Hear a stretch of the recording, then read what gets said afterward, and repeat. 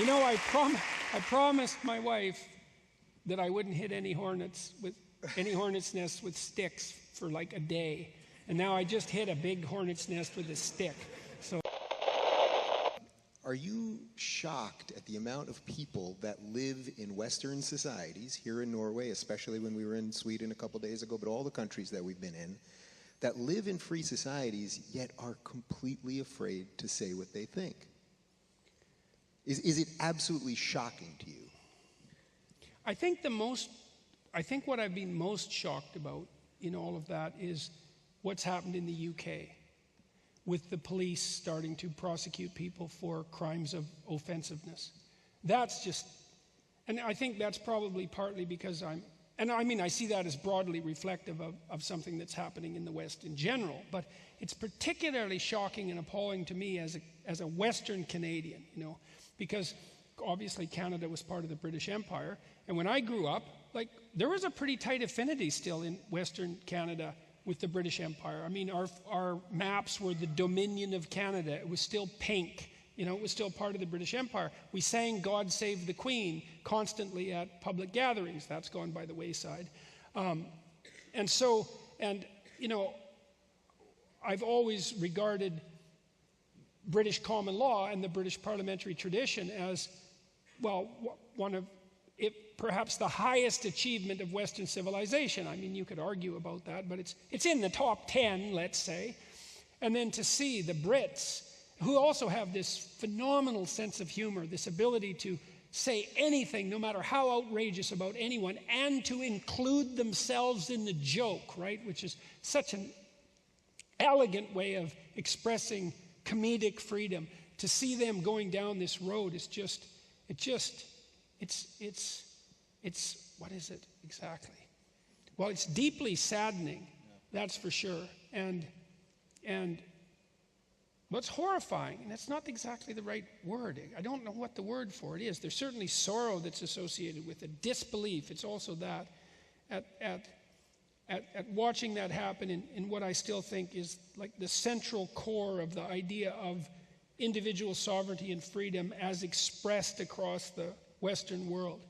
And then there's similar manifestations of that everywhere else, but the police prosecuting people for, you know, asking people to turn in their neighbors if they say something offensive, and that's happening in the UK. Well, we saw that, you know, somebody sent me pictures of posters in the Scottish subway, in the metro, in the tube, you know, inviting people to inform on their neighbors for being offensive. It's like, what the hell? I knew this was coming because I knew. We brought our first hate speech laws in Canada back in the 1980s. We were after this character named Ernst Zundel, who is a particularly despicable piece of work, hard hat wearing, right-wing, anti-Semite, Holocaust denier. You know, he had it all, that guy. And, you know, it was his shenanigans, careless, malevolent shenanigans that enticed Canadians into producing hate speech legislation. I thought, no, that's not good. It's not good. You're making a big mistake. We're going to pay for this. It's going to unfold over a long time. Who defines hate? The crucial issue. It's not like it's a scientific category. It's a judgment.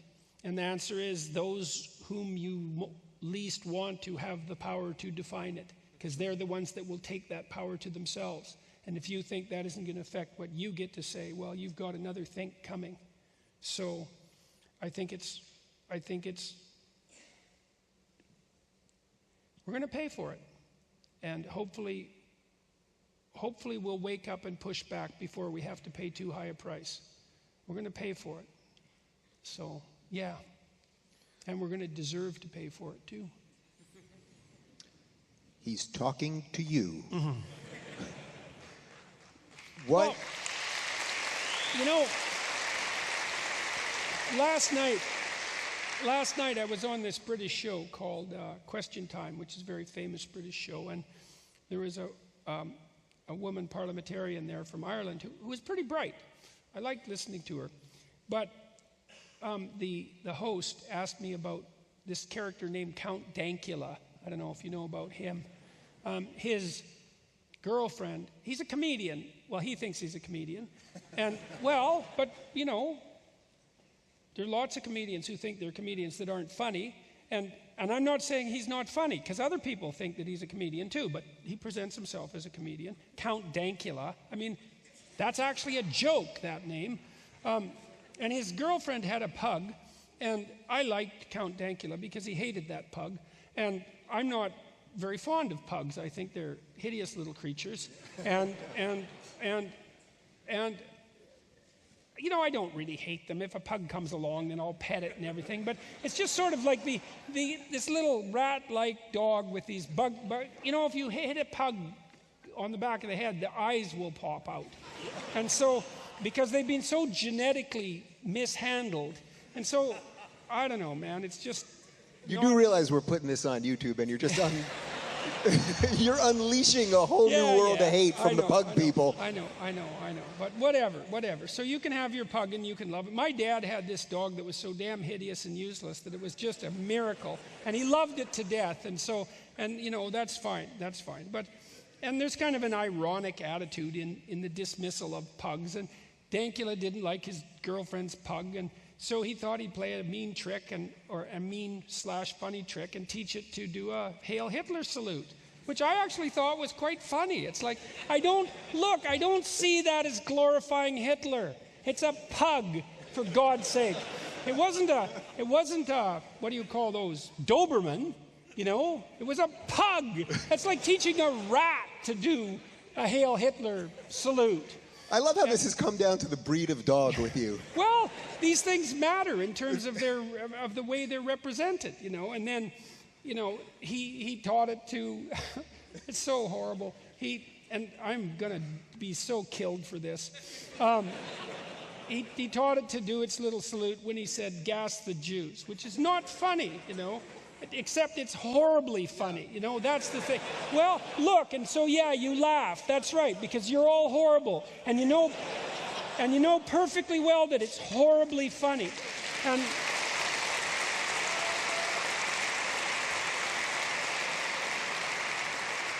And you know, we need to be able to be horribly funny, because life is horrible, and we need to be able to find. We need to be able to allow people the freedom to find the ability to transcend that horror with comedy. And a mark of a free society is that comedians can be just exactly what they are, which they're people who push the edge of what's acceptable. If you're a brilliant comedian, you get right to the edge, right, and you dance there. And the audience is thinking, oh, Sarah Silverman's a good example of that, you know, because you can just see her. She's got all politically correct recently, but when she was in her heyday, you could just see Sarah. She's so smart.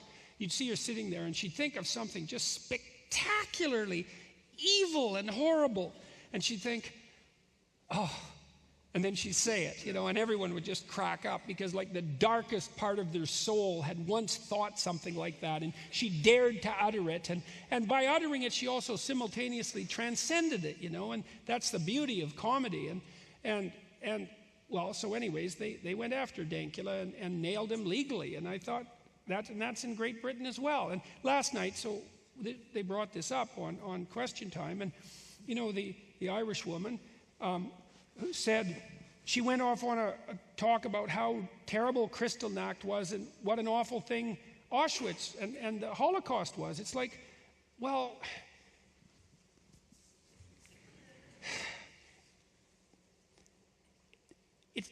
you're not that morally virtuous to notice that. You know what I mean? It's like, and it didn't have anything to do with the topic at hand. It's like, yeah, you wouldn't say that you noticed that unless you were implying that there were people around you, including this Count Dankula, who didn't notice that. Okay, it had nothing to do with whether he should have been prosecuted for his stupid joke. And you can say, well, you could say it was a stupid joke, which it certainly was. You could say that it was a hateful joke, which I don't agree with, by the way. But you could say that, and I think you could make a credible case for that. But then to say that because you think that the Holocaust was bad, he should be criminally prosecuted. It's like, no, sorry, man, you've crossed the line, and there's no excuse for it. And so that's part of what's worrisome about the state of discourse in the free West. That same thing, comedians won't go to university campuses. It's the same thing. You don't get to be funny. So, and if you can't be funny, then you're not free. You know, the jester in the king's court's the only person who gets to tell the truth. And if the king is such a tyrant that he kills his jester, then you know that the evil king is in charge. And so when we can't tolerate our comedians, it's like, well, there you go. They're the canaries in the coal mine as far as I'm concerned. So...